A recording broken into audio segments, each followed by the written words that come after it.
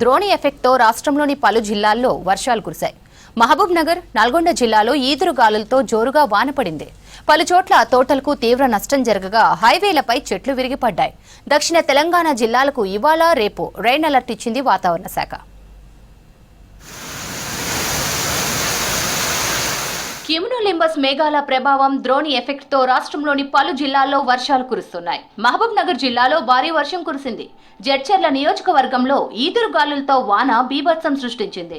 గంటకు 40 నుంచి 50 కిలోమీటర్ల వేగంతో ఈదురుగాలులు, ఉరుములు, మెరుపులతో కల్వకుర్తిలో వర్షం పడింది. బిజినేపల్లి మండలంలోని మమ్మాయిపల్లి, మహదేవునిపేటలో ఈదురుగాలులతో వర్షం కురిసింది. రేకులు ఎగిరిపోవడంతో 3 పౌల్ట్రీ ఫారాలు ధ్వంసమయ్యాయి. పలుచోట్ల విద్యుత్ స్తంభాలు నేలకూలాయి. అచ్చంపేట నియోజకవర్గం కౌకుంట్ల మండలంలో జోరు వాన కురిసింది. మామిడి సహా మొక్కజొన్న, వరి పంటలు ధ్వంసమయ్యాయి. పంటలు దెబ్బతినడంతో తీవ్ర నష్టం జరిగిందని ఆవేదన వ్యక్తం చేస్తున్నారు రైతులు.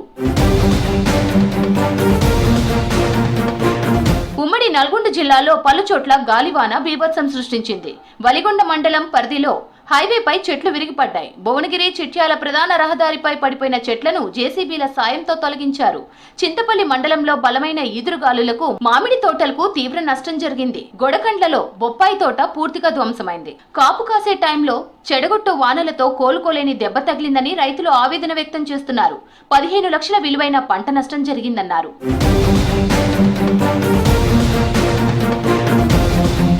దక్షిణ తెలంగాణలోని పలు జిల్లాలకు రెయిన్ అలర్ట్ ఇచ్చింది వాతావరణ శాఖ. హైదరాబాద్ సిటీ సహా రంగారెడ్డి, మేడ్చల్ జిల్లాల్లోని పలు ప్రాంతాల్లో వానలు కురిసే అవకాశం ఉన్నట్లు వాతావరణ శాఖ తెలిపింది. గంటకు 30 నుంచి 40 కిలోమీటర్ల వేగంతో ఈదురుగాలులు వీచే ఛాన్స్ ఉందని తెలిపింది.